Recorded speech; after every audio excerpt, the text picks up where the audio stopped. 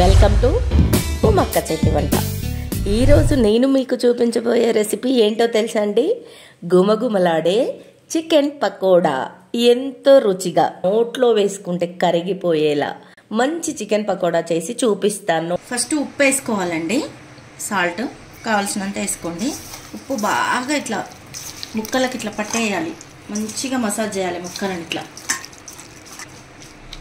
నీట్గా కడుక్కొని పెట్టుకునండి. 1/2 kg chicken ఇది. కారం, అల్లం వెల్లుల్లి పేస్ట్ 1/2 teaspoon వేస్తున్నాను నేనైతే.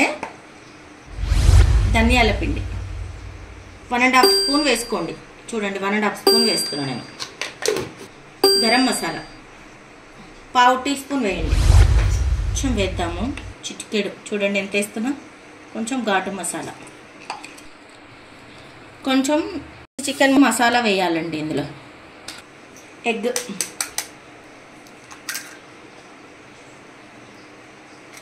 గుప్పడంతా కొత్తిమీర వేస్తున్నానండి.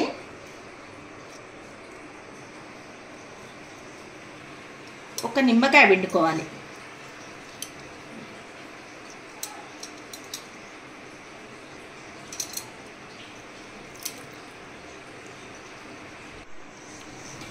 బాగా మ్యారినేట్ చేసుకోవాలండి. ఇంక ఇదంతా కలిసేలాగా బాగా మ్యారినేట్ చేసుకోవాలి. అవసరం ఉంటే కొంచెం కలర్ వేసుకోండి. అంటే రెడ్ కలర్ కావాలి మాకు, కలర్ఫుల్గా కనబడాలి అంటే కనుక కలర్ వేసుకోండి. నేనైతే కలర్ వేయట్లేదు. కలర్ తింటే కూడా అంత మంచిదేం కాదు. మీకు కావాలనుకుంటే వేసుకోండి, కానీ బాగా మ్యారినేట్ చేసుకోవాలండి ఇది.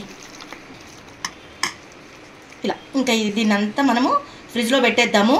ముక్కకు మంచిగా బట్టి ఒక 1 hour తర్వాత మనము దీన్ని చేసుకుందాం.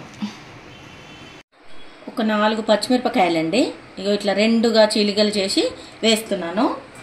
ఒక గుప్పడంత కరివేపాకు సన్నగా తరుక్కొని కడిగి వేస్తున్నాను. దీన్ని కూడా కలిపేస్తే సరిపోయింది.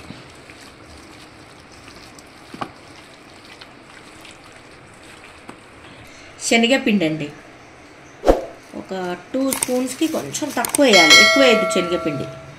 చూడండి అది చాలు.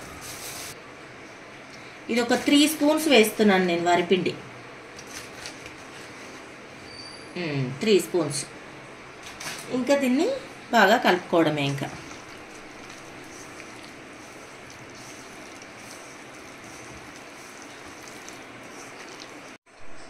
కొంచెం గట్టిగా అయింది కదండి.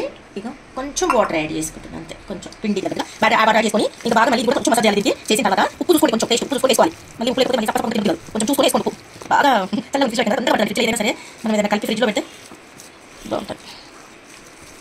ఇంకా ఇలా వేసేయడమేనండి. ఇందులో చూడండి నూనె రాగింది. పకోడీ వేసేస్తున్నాను నేను. ఇక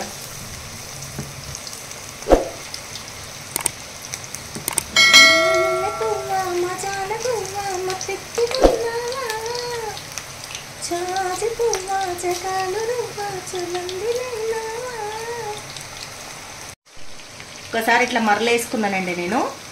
మంచిగా స్టవ్ని మనము లో ఫ్లేమ్లో పెట్టుకొని నీట్గా గోల్డెన్ బ్రౌన్ కలర్ వచ్చేలాగా చేసుకోవాలండి మనం.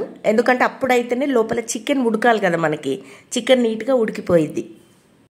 ఇంకా కొంచెం ఆయిల్ ఇట్లా అయినాక దాంట్లో వేసుకోవడం.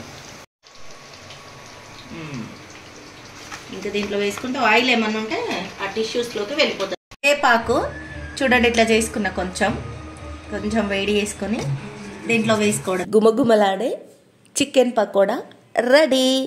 ఇలా చేసుకోండి, ఎక్సలెంట్గా ఉంటుందండి. ఇది తింటుంటే ఉంటుంది నా సామి రంగా, మస్తు ఉంటుందండి. చాలా చాలా బాగుంటుంది. తినండి, ఫుల్ వీడియో చూడండి, షేర్ చేయండి, లైక్ చేయండి, కామెంట్ చేయండి. మా ఉమక్క చేతి వంట ఛానల్ని ఇంతగా ఆదరించినందుకు చాలా చాలా థ్యాంక్స్ అండి.